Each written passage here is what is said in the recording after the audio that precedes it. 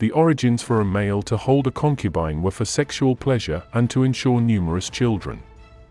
Mostly concubines served to satisfy sexual pleasure, since any children that resulted from a mistress was considered illegitimate, and unless allowed by their father, had no rights of inheritance. The rich and the ruling class almost exclusively practiced concubinage. It was popular all across Asia.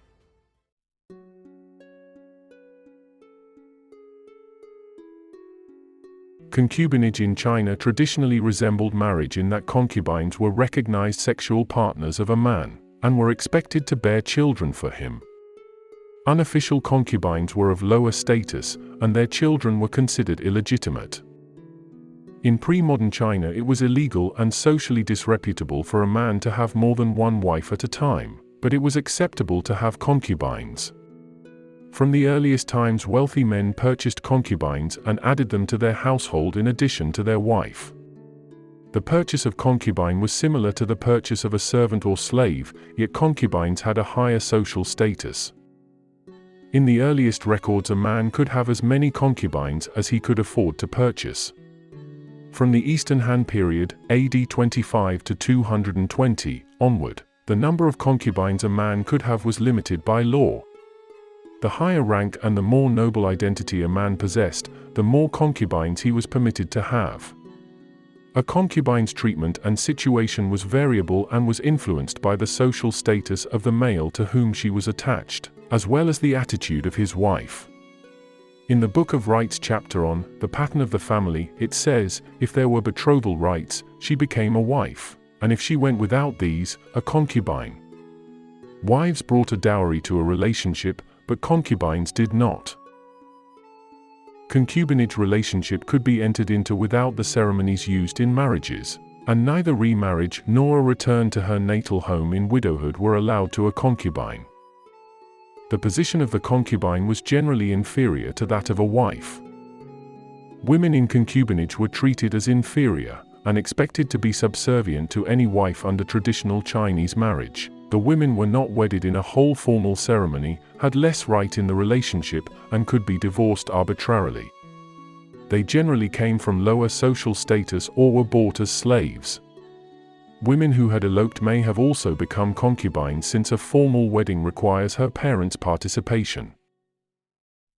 Although a concubine could produce heirs, her children would be inferior in social status to a wife's children, although they were of higher status than illegitimate children.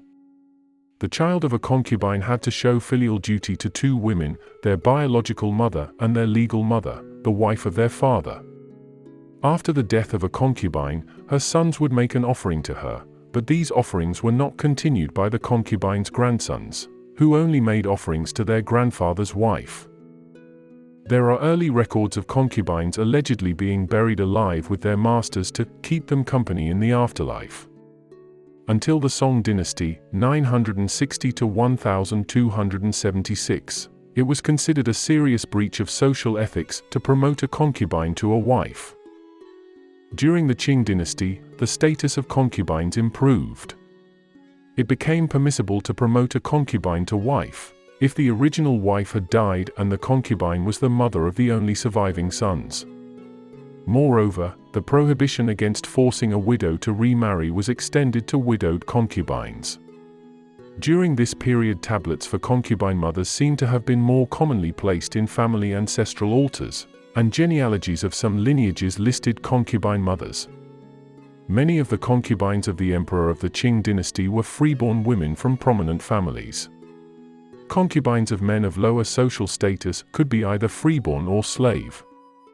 Imperial concubines, kept by emperors in the Forbidden City, had different ranks and were traditionally guarded by eunuchs, to ensure that they could not be impregnated by anyone but the emperor. In Ming China, there was an official system to select concubines for the emperor.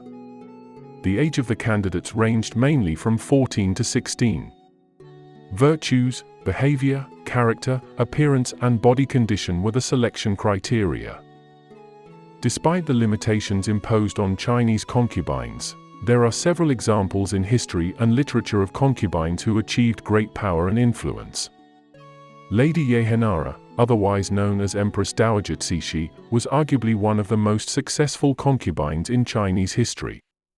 Cixi first entered the court as a concubine to Xianfeng Emperor and gave birth to his only surviving son, who later became Tongji Emperor. She eventually became the de facto ruler of Qing China for 47 years after her husband's death.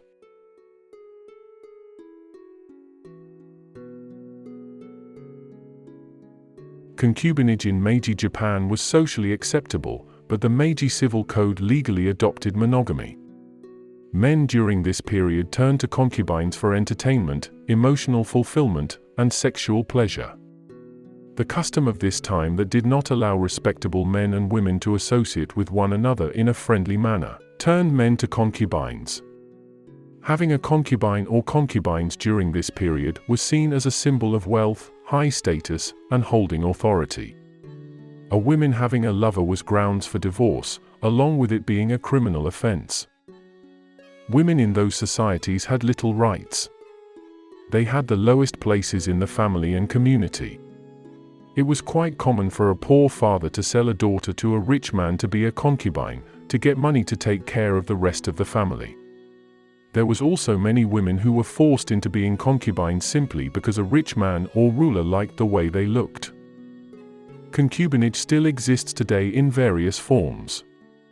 Women are not forced into it like they were, and it is still mostly among Asian wealthy class. Having a concubine or mistress is accepted as part of the culture in Asia. The role of women is still second to that of men. Wealthy business leaders hold women today. These women are kept in separate homes or apartments today, and do not work as slaves around the house with the wife. Concubinage is not as widespread as it once was, it is still practiced in Asia. Thank you for watching. To support our channel, please subscribe.